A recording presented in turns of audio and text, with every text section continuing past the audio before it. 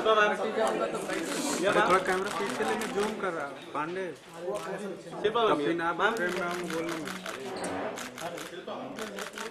One more ma'am,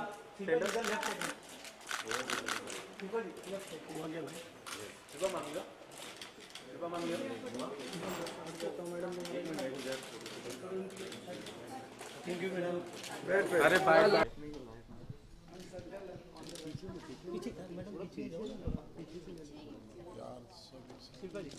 ma'am Ravi हो, नाम यो, सेंटर।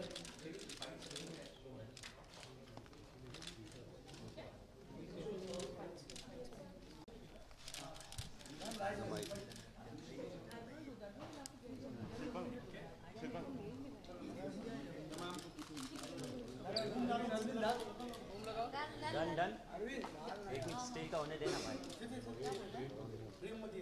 ओ आ गई आप।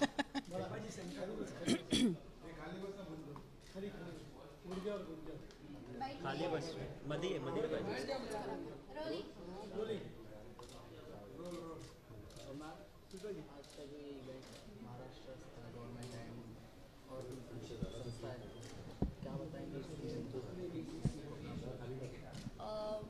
मुझे लगता है कि इस किस्म के इवेंट्स जो होते हैं वो बहुत ही इनकरेजिंग होते हैं महिलाओं के लिए जो एंटरप्रेन्योरशिप का रास्ता चुनना चाहते हैं। यहाँ पे जो डेलिब्रेशंस होते हैं, डिस्कशंस होते हैं, एक कॉन्वर्सेशन शुरू हो जाता है गवर्नमेंट के साथ भी। और आज के जो सेशन में, सुबह वाले सेशन में मुझे पता चला कि ऑब्वियसली महाराष्ट्र का जो गवर्नमेंट है हमारा, फडणवीस साहब ने उनका रिप्रेजेंटेटिव जो भेजा आज, they said that they want to know कि हम क्या सोचते हैं विमेन इन एंटरप्रेन्योरशिप को कैसे और बढ़ाया जाए, किन चीज़ों के साथ हम इम्प्रूवमेंट लेके आ सकते हैं। उनका इंटेंशन बहुत अच्छा है और नेक है। और आपका हाथ दर्द कर रहा है नो मैम। तो छोड़ो मैं पकड़ लेती हूँ। मैं योगा करती हूँ ना, योगा शुरू करती हूँ। तो नहीं मैं ठीक हूँ। तो I just think that I encourage this entire congregation, and it's great. FICCI has come together, and GES, and we've got huge support even from the US. So it's wonderful. I'm standing here with such powerful women. Also, Shilpa ji, first of all, congratulations for completing 24 years in film industry. Yeah. You have really come a long way, and Yes. being a important part of film fraternity. Do you think the era has come that now the freedom of speech and expression of directors or of people are being hindered? Like example, many fringe groups are protesting against Padmavati. So, do you think the freedom of speech and expression is being hindered? Yeah, I sometimes do feel that democracy has its pros and cons, and I would want I really believe that in life everything happens for the best, but my heart goes out to the makers who put so much of blood and sweat into making a film. For a layman it just takes them 2 minutes to come out and give us a verdict, but seeing this lunatic fringe suddenly stand up and protesting, someone who belongs to the milieu of movies, I really think that living in a democracy, as long as it's not hurting someone's dignity, not putting down someone, and as long as cinema's language is not being misused, I think people should be allowed creative freedom. But that's my opinion, and I think I can make use of this, my democracy. But yeah, that's about all. I don't want to spark off any controversy. I'm the same person who had effigies of mine burning when Richard Gere kissed me on my cheek. So I mean, what do I say? Yeah. Also, people and your fans have been waiting to see you back on silver screen. When can we find Shilpa? Well, I think I'm doing my fair share of being on screen, whether it be big or small, it really doesn't matter. I'm on YouTube. We have more number of mobile users than TV users or even cinema goers in this country. So I think I've taken a different route. I've taken the route of spreading good health, and at least ways and means of having good health. And I think that for me is better and bigger karma, because I've been part of the industry for 24 years, as you said. My identity comes from movies. I miss them. But yes, I mean, unless it's really worth my while, I don't think I'm going to change what I'm doing right now. Also, you yourself is entrepreneur. So, you yourself is an entrepreneur, of course. So, according to you, what position does women hold in India and how it can be improved? Well, I think we are becoming a more egalitarian world, and I can definitely see women, standing up for themselves.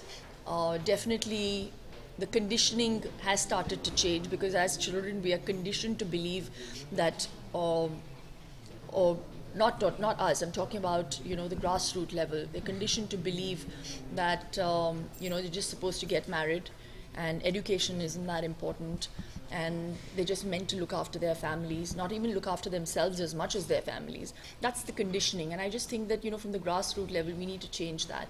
We need to empower women from there to kind of see that change happen, and you will. So I can see that change slowly, steadily happening, but surely. Yeah. You are an inspiration, though. Oh, thank you. Madam, our session has to begin, please. We are getting late for the session.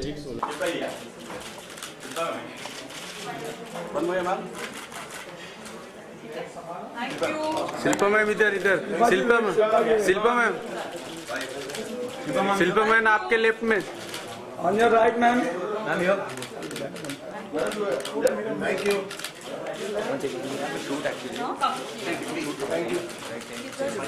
How much effort you put in, and on however many fronts you put on, there will always be less.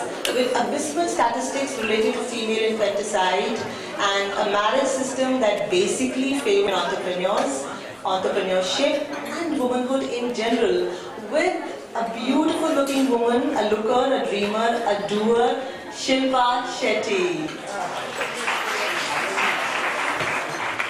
She is a living example right in front of our eyes. Shilpa, 24 years. Tell me your defense mechanism, the way you deal with things. How have you sustained, survived, grown and excelled at being the brand Shilpa Shetty that you are?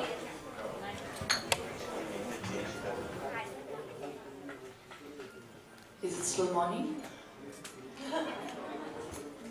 Yes. Very good afternoon to everyone present. I'm actually in August's company. Girl power. This is us. Yes.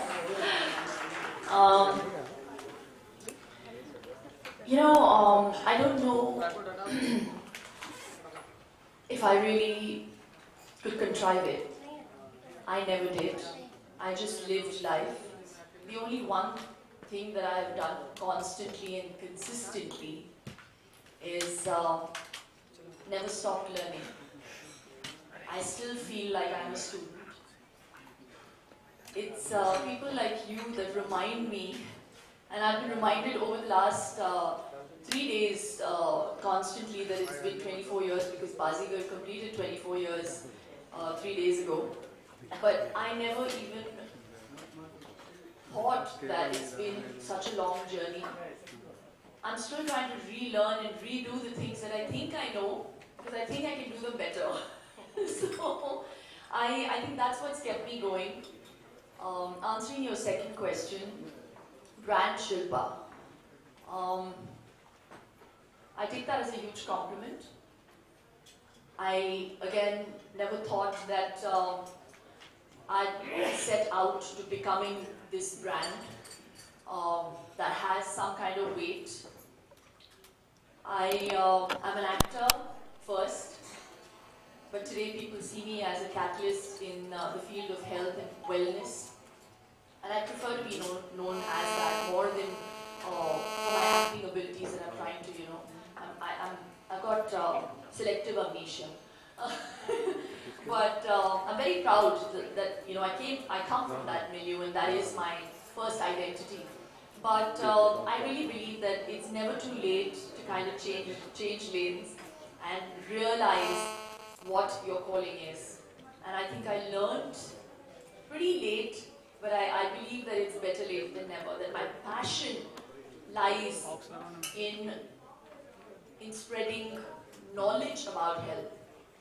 Not that I'm a know-it-all, but out of my own experiences, out of the meetings that I've had with various people that have come up to me, and more of them kind of complimenting me on the way I have, you know, maneuvered my life or my body, or you know, what my thought process is, what my diet is.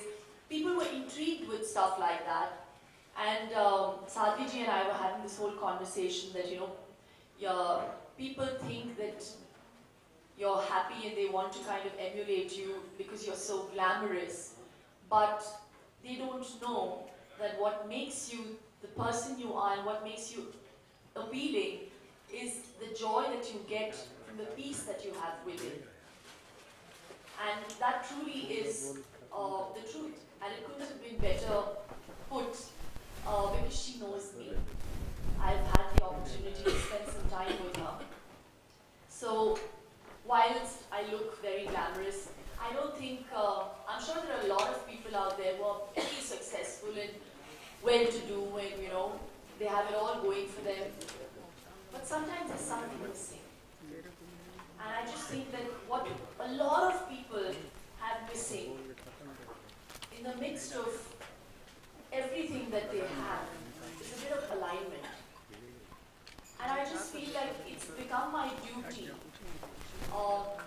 kind of tell people how easy it is to align yourself. Because once you're aligned with your mind, body, soul, life becomes so much more easier. I mean, it's perfectly normal to break down sometimes, you know, in this fast-paced, goal-oriented mindset that we all have now. It's perfectly normal to kind of step back and think, you know, where am I, what am I doing? So answering another part of that question, how do you keep it going? I think that comes from the thought process of what are my I ams? What are the I ams that come out of my mouth? You know, we have to sit and get a little introspective when we say, you know, I'm tired, I am fed up, I'm so lonely, I'm so sad, you know, I'm so hardworking but I'm not getting success. My I ams are very different. I am strong, I am powerful, I am someone who is a survivor, I am proud, I am a woman. Those are my I ams. And that is consistent. And I am a believer. So I think whatever be the situations, I've been through many ups and many lows. The one thing that will be in my inner monologue and on my mouth, in my heart, will be the same. And I think that comes through yoga. My I ams are very positive. Nice. So yeah, so that's how I've survived it. So let's talk about your various attributes one at a time. Let's start with good looks. I think good look is an attribute various women are judged on, and though it seems a little negative when we hear that, but I have come to realize that good looks also help you bring about a change the way people think about yourself. And if a woman looks great, I think it certainly adds to the profile and image of being an entrepreneur, a businesswoman. Do you feel that? Not good looks as much. I think having a well-rounded personality definitely would count and matter. And what might be good-looking to you may not be good-looking to me. Because I really believe that beauty is only skin deep, really. And I really mean that because for one, without being modest, I don't think I'm the conventional good looker. And I have never been. I've burnt a lot of my adolescent pictures. So I was this thin, gawky, dark girl. Some of those pictures had also made it on the internet and they went viral. And people thought that, you know, I've changed my color. And I just want to set the record straight. I used to be a state-level volleyball player, so I I spent like nearly 5 or 6 hours in the sun every day. So I turned like some 12 shades darker. But saying that, I really think that the world over, people don't just go for looks, they definitely go for matter. And that's what matters the most. Okay, and let's talk about yoga. Yoga has been a very important thing in your personal life and has transformed you as a person. And you have used yoga that arouses a lot of curiosity about India, world over, to your advantage as well. How has your association been with yoga over the past so many years that has given you also a new different kind of image? I think I've used yoga to the fullest. And yes, you're right, I've had many benefits with yoga, mentally, physically, I think soulfully. And I just wanted to make sure that if people ask me how I do it, this is the route to take.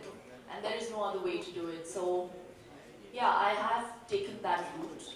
And like you very rightly said, the world over has kind of adapted to yoga and looks up to yoga. But I just feel like, I think 10 years ago when I did my first DVD, there wasn't that much appreciation for yoga. I mean, we come from a country from where yoga hails from, but we don't have that kind of respect for it. We suddenly have respect for it when Madonna does it. Yeah. I'm sorry, with due respect. So I just felt, and also there was this thing about yoga is for old people. So I was like, I really wanted to debunk, those preconceived notions, and it's made a huge difference to my life. I think it brings about a certain stillness in this constant motion that we call life. So why wouldn't I want to propagate it? And talking about the 4 F's that don't go wrong as a business proposition: food, films, fitness, fashion. You have had your hands deep into all 4 of them for a really, really long time. Do you think so? I think we somewhere invariably dabble with these 4 F's. Yes, I have got my hands dirty. Belonging to this milieu. But you learn from experiences, and I just think that with experiences it gives you a bit of maturity, and you can't buy experience. So what I used to look like 24 years ago, and my confidence with those experiences has changed the kind of dresser I am, what I speak, how I'm turned out. Yeah, and I think this is the age of social media where all these things really matter. Yeah, and talking about social media, she is so active. She's one of those very few women who saw power of social media much early in life, and she was one of those persons who had her own YouTube channel, her own website, way earlier than your other contemporaries had. You are a far-sighted person. Are you in touch with the future trends and where the technology is going and where the world is going? I don't know about that. I just think that I've always wanted to be a trendsetter in life, whether it be, style or whatever I want to be remembered as.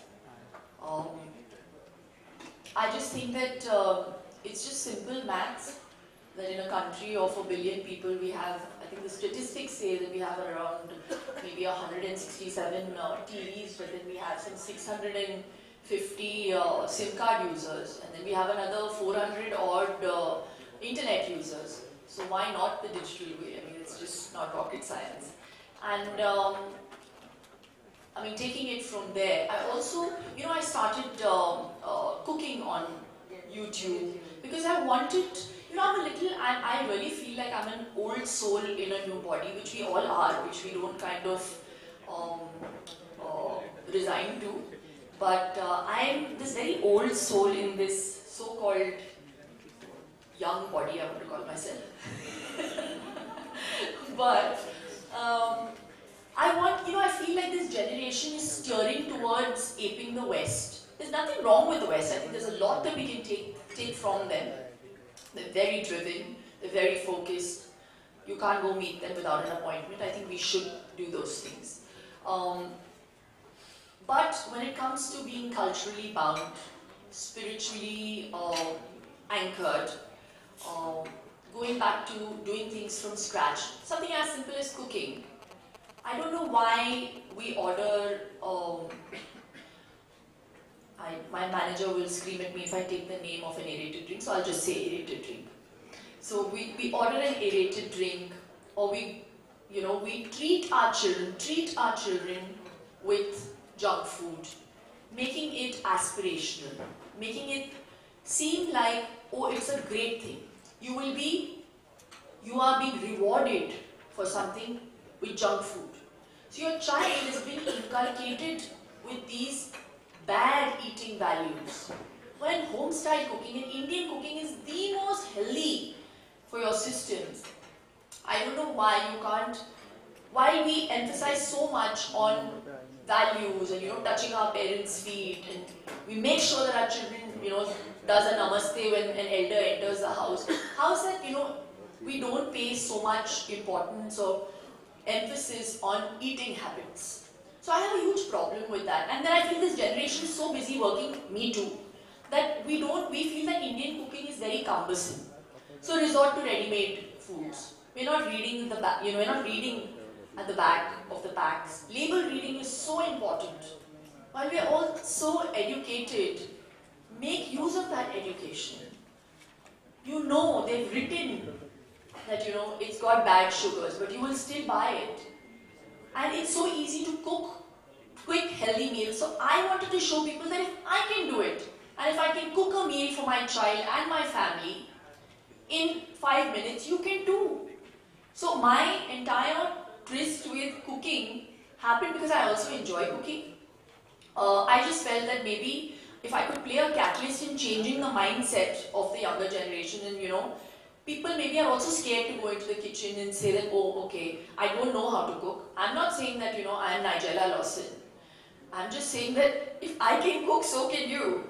And I wanted people to be encouraged to get into the kitchen and dabble with Indian food and our spices and ghee and coconut oil and all the great stuff that we have. But that is a popular perception. Do you girls cook in your houses, and do you think cooking is mostly restricted to women and men should also cook a little more often? Do you think so? See, my YouTube channel is up for one and all. Even the men can also learn. Yeah. It's also for single men. Yes. I went through a couple of your recipes. They were simple, and men and women could both do it. Yes. And cooking is also something that needs a different narrative in India. We think that cooking is only a woman's job. By the way, tell me, how much does your husband help you in cooking? He is a very good cook. So when we have a home in London, when we are in London, khudi malik, khudi naukar, so he does the cooking. So the breakfast is his department. I will cook the lunch, and sometimes if I don't want to cook, I'll say I'm on a holiday. Let's go out. So yeah, but he does cook. Yeah, he does. So you have a website, you have a YouTube channel, you're into yoga, you're into so many different things. What do you tell women? What is the perfect strategy for multitasking? What time do you start your day? What time does it end? How do you keep yourself? Just give us a few tips. Don't go by my day, you'll be really disillusioned. My day is, 24 hours is less, but I'm a workaholic. I love what I do. I think that's what keeps me going. Like I said, I'm passionate about what I do. I throw myself into wherever I am at that moment. So if I'm at home, my manager knows I will not respond to emails because it's my time with my son. Luckily for me, he's 5.5 now, so he's doing school for like 5 hours. So I get that time in the day when I'm not shooting, which goes on for like 12 hours. But I pace my days out. It's very clear that there'll always be a gap between my work, making sure that I have qualitative time with my child, with my family, because that is my priority. All the rest can come and go. So maybe I'm a little old school there, very middle class. Somewhere, I was reading one of your interviews in a print magazine or somewhere. You said the last meal a woman should have is ideally 2.5 hours before she goes to sleep. So that is a nice quick tip. Yes. And if followed nicely, we can do do so well with regards to our health and fitness. And these are very important things because women in India, in fact everywhere, they are prone to a lot of diseases, a lot of illness, a lot of health issues. And women need to be very, very particular about their own health if they want to keep the family happy and healthy. So give us a few tips.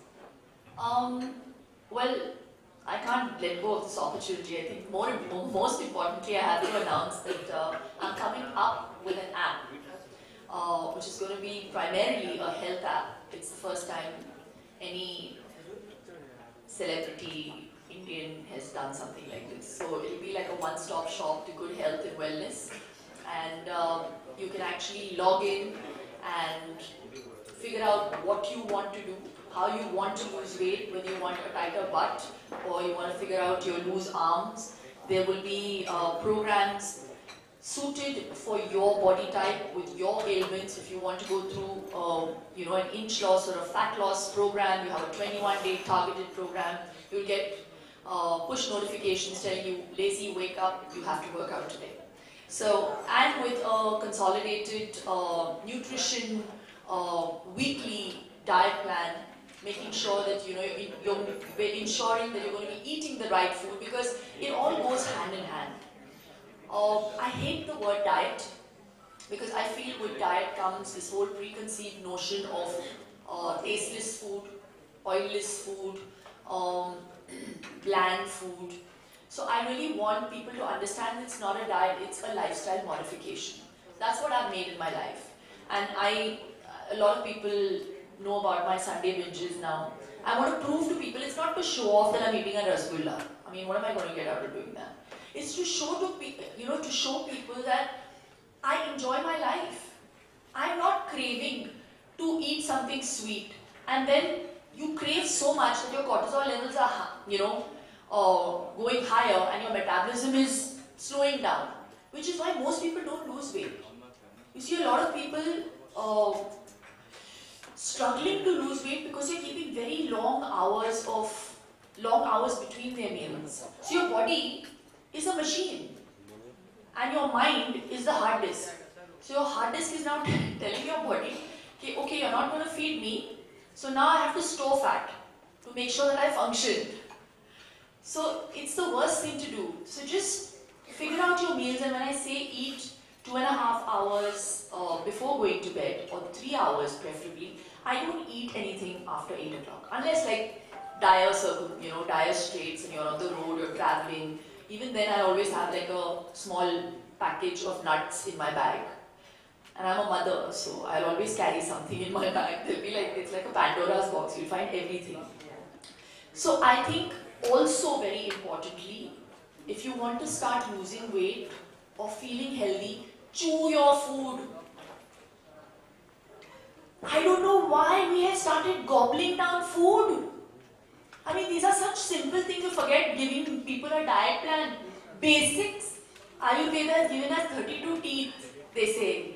So, not Ayurveda, but God has given us 32 teeth. But in Ayurveda, they say we have given those 32 teeth to chew 32 times. Each morsel is supposed to be chewed 32 times. Okay, fine, I agree. You guys are all very busy. 28 times. How many of you chew even 15 times? Look at this. But that's the one good tip. Yeah, absolutely, you're right. We don't chew our food. And in fact, last night, I would tell you, let me be honest, I tried having my last meal 2.5 hours before I went to sleep. And I felt so good in the morning. And also at the time I went to bed. You feel so light and just relaxed. You know what people don't understand is like I said, it's not rocket science. If you just understand the basics of how your body functions, is that when you feed it, it works on digestion, digestion. So it has to digest the food, it has to break down the food. You eat, there are a lot of people who eat at like 11, 11:30 and then go to bed at 12. So the food that is in your stomach, your body also needs rest, right? So all your organs will start slowing down. So the food that is not completely digested, what happens to it? It just stays in your stomach and it rots. It ferments, which is why so many of us suffer with gas, acidity, indigestion, whatever you want to call it. So it's very, very simple.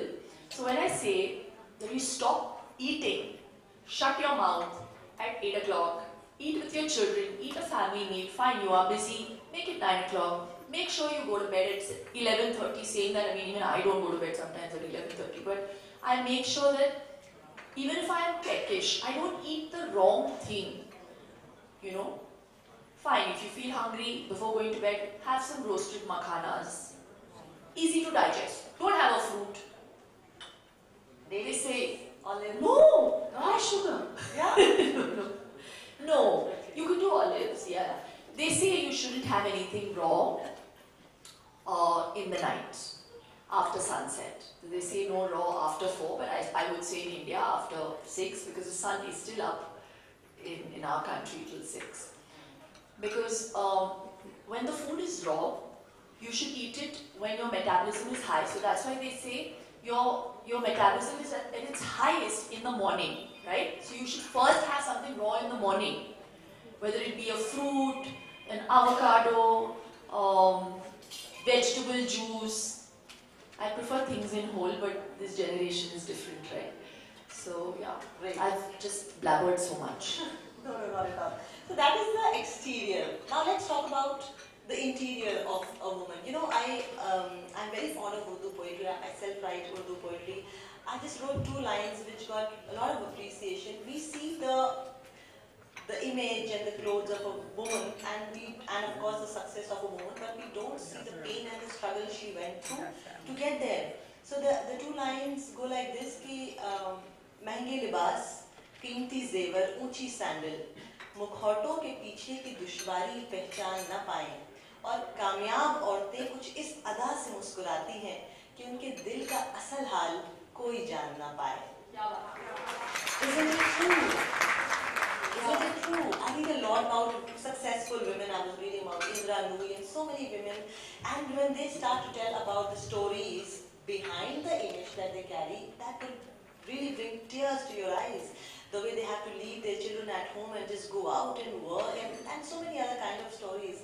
Shilpa, tell me, behind the success of a woman, like we see a beautiful, great clothes, well, very poised and well turned out, but the person that is behind the image, the woman that is behind the exterior, is somebody who's gone through a lot of pain and struggle in life. And that is the real story of a woman. Aapko aisa lagta hai?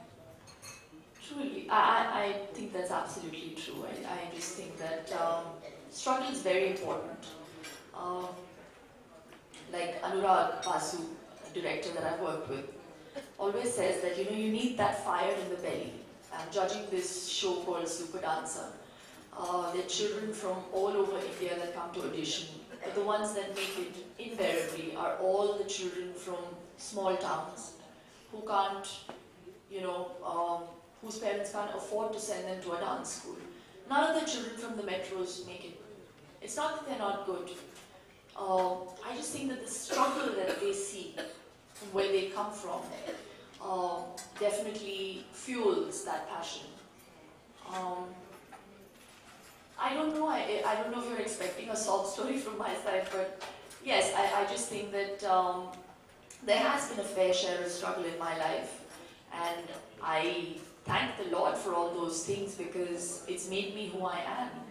And I sometimes look back today in retrospect and think that, oh my God, how did I get over this hurdle? And it just brings me back to that quote where they say that women are like tea bags. You only know how strong they are when you put them into hot water. So I'm a storm in the teacup.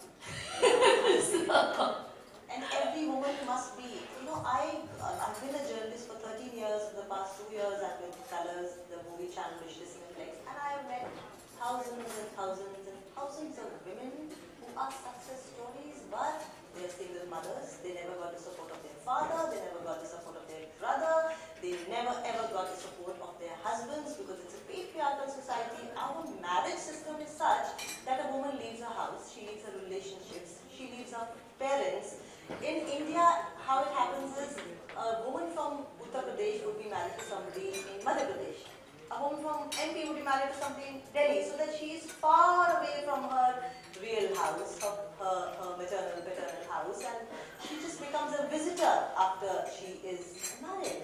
So it's a very skewed kind of a situation in India where a woman is basically somebody else's property till she gets there. So would you like to say something about this concept of marriage, marrying a stranger? Yeah, I think I have lots to say on marriage. But I just think that on a more serious note, it has a lot to do with conditioning. I just broached that with the press, where I think it comes from the sheer fact that, I mean, we've been brought up in metros, but even as we were growing up, and I come from a matriarchal society, we're bunts, Shettys, where women are already put in a very respected or a higher position.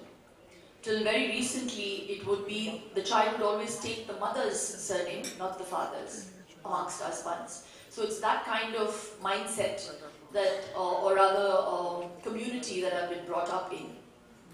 So I have been fairly lucky.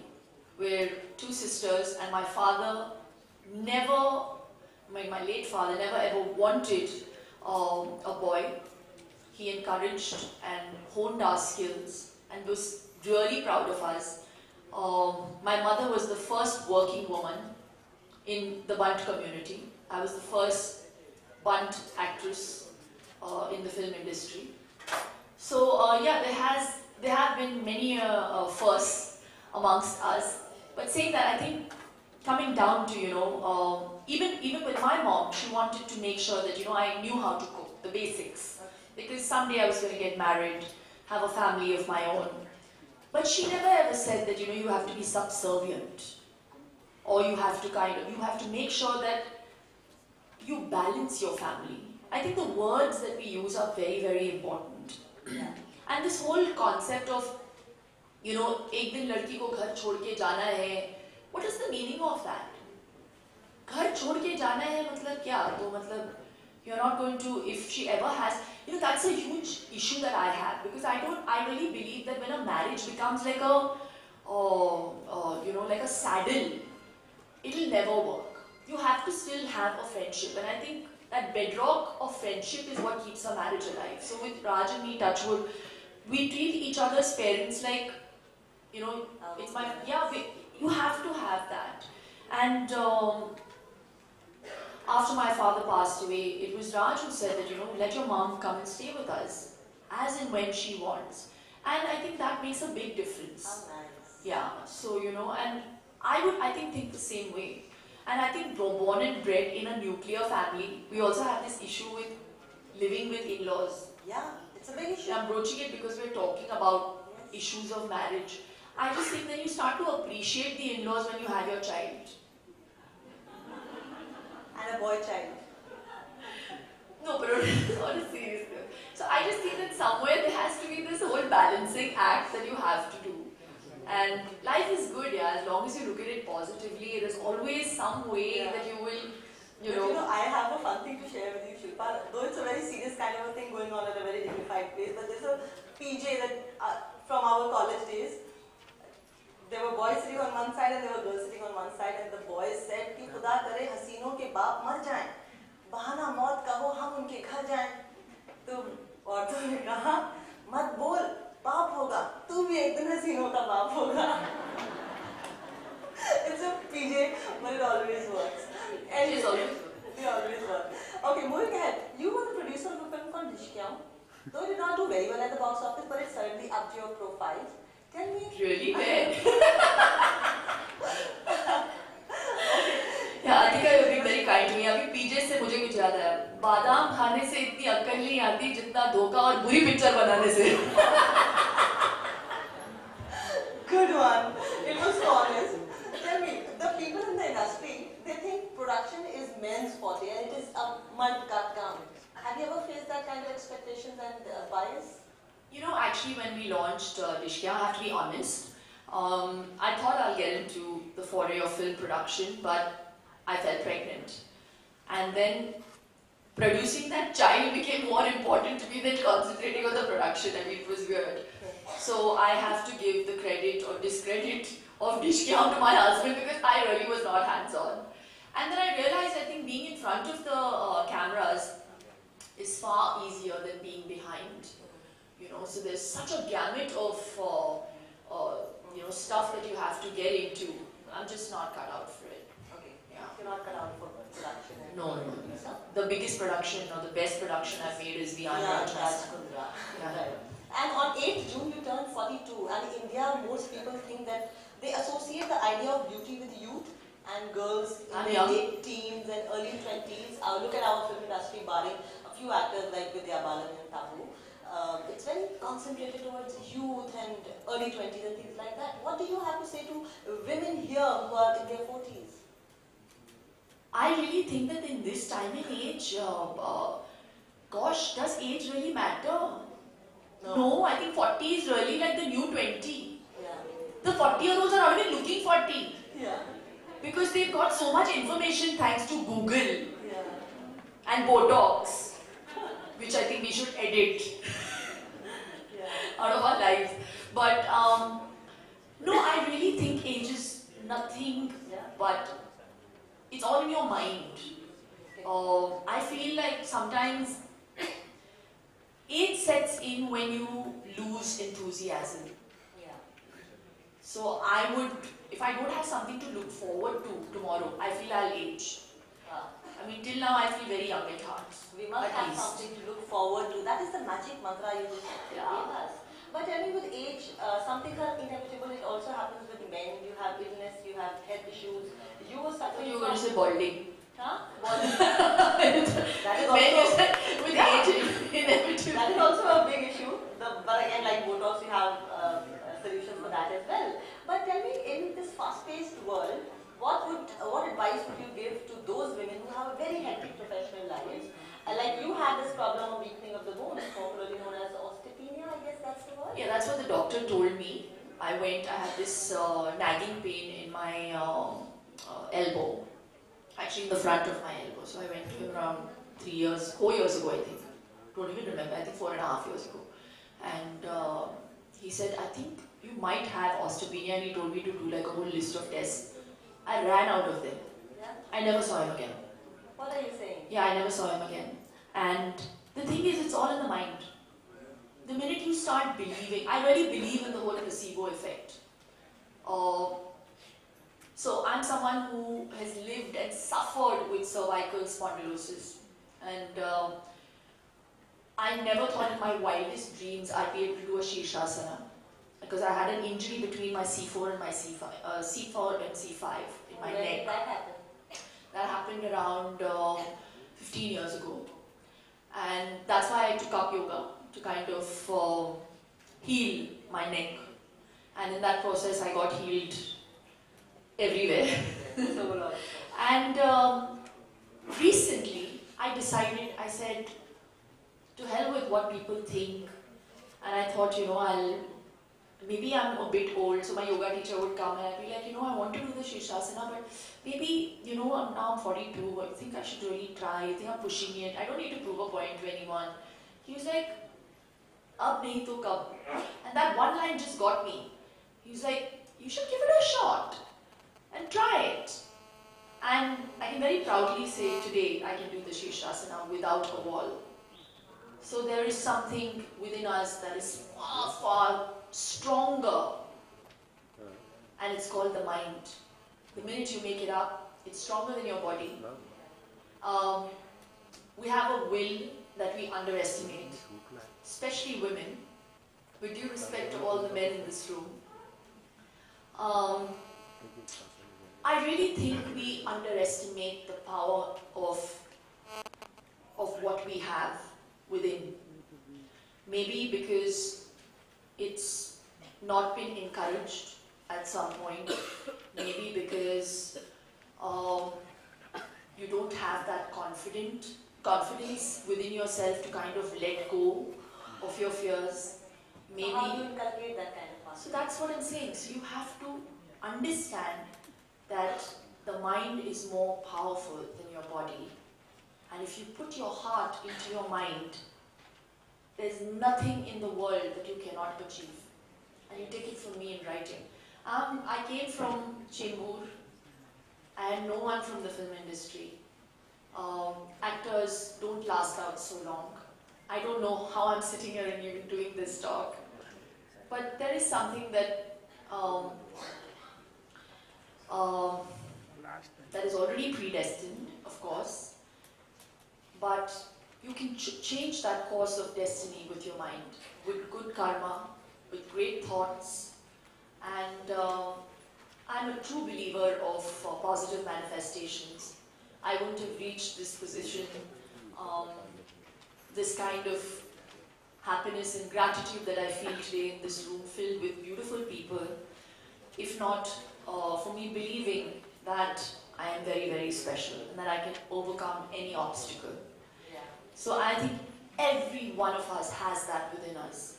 We just fail to recognize it, or maybe we ignore it. Yes. And that is the truth. Yes. Yes, and as you know, a very famous Hollywood personality, you would tell me who said this, that turn your wounds into wisdom. Who said that? Turn your wounds into wisdom. Oprah Winfrey said that. And I keep reading a lot of these inspirational quotes for women, and one quote has really stuck with me, and it is that at any given point in time, you have the power to say, this is not how my story will end. I would suggest that keep reading a lot of inspirational quotes on women, and they really give a lot of power and a lot of courage to us, especially the women. And as they say, that if not here, then where? If not now, then when? And if not you, then who? And lastly, I would ask you, Shilpa, when your son's friends, Vian's friends, call you, hi auntie, how do you feel? I feel very happy. No, I have no problem. I'd actually have a problem if they didn't call me auntie. I'd be worried. My God. No, I think I really believe that these added, words that define a personality, it doesn't really matter to me. You can call me auntie, amma, grandmother. It really doesn't change who I am.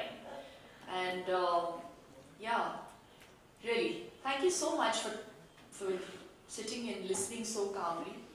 I hope this is the end because I feel they're getting bored. No, definitely not. It was a great conversation, and I and all of the women in this room certainly learned a lot of things from you, Shilpa. Thank you. Just keep going on because you're certainly one of the examples we have. Keep leading by example. Thank you so much. Thank you so much. Thank you very much.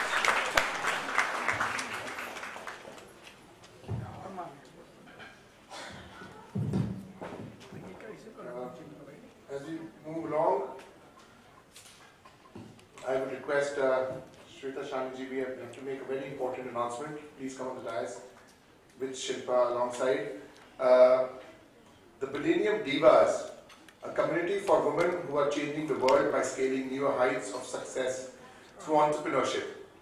To make it happen, the Millennium Divas Fund is being launched here today, along with Project Hope and We For Me program.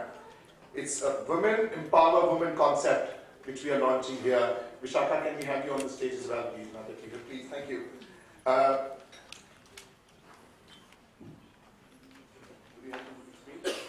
Yes, so we would just want you to click on this website and launch this program as well.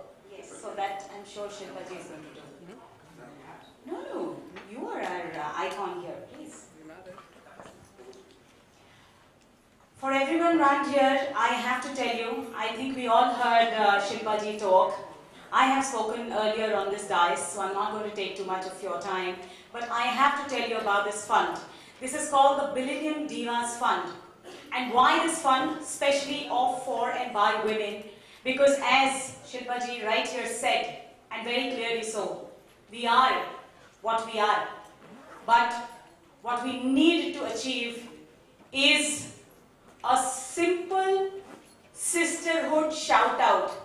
Because if no one else stands besides us, we should be sure that other women will.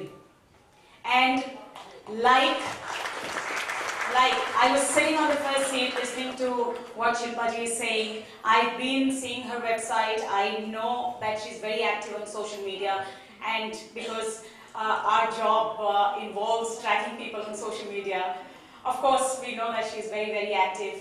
But the simple spark in her that shows us that she's out there holding fort, inspiring other women to say that I am like you. If I could do it, you can do it too, is phenomenal. We want more and more women to come up on the platform and say that I have done it. I want to share my story. I want to share my advice, my mentorship. I want to hold your hand. I want to give my money to other women who want to follow the same path that I did years ago. But I was alone. But my dear sister, you will not be. And hence, this fund only of, for and by women, the Millennium Divas.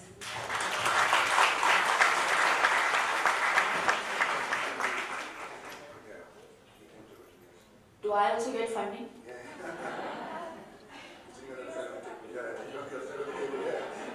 Yeah, this one. Om Shri Ganesha. Yes, and raise your hand. Where is Tapaswi? Please raise your hand. Bhavesh and the entire team. These are the people who are behind the website that you can see right now and the fund.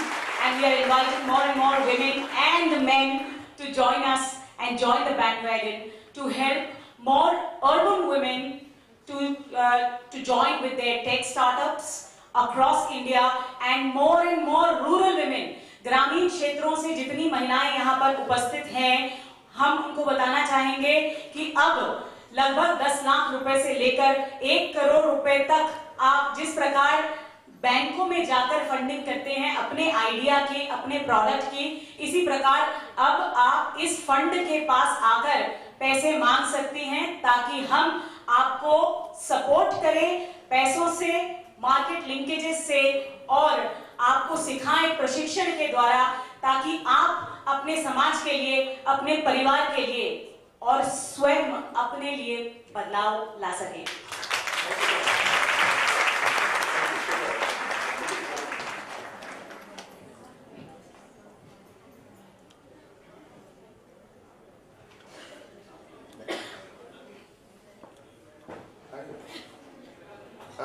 We retain Vishaka on the stage, please. Thank you so much for being with us.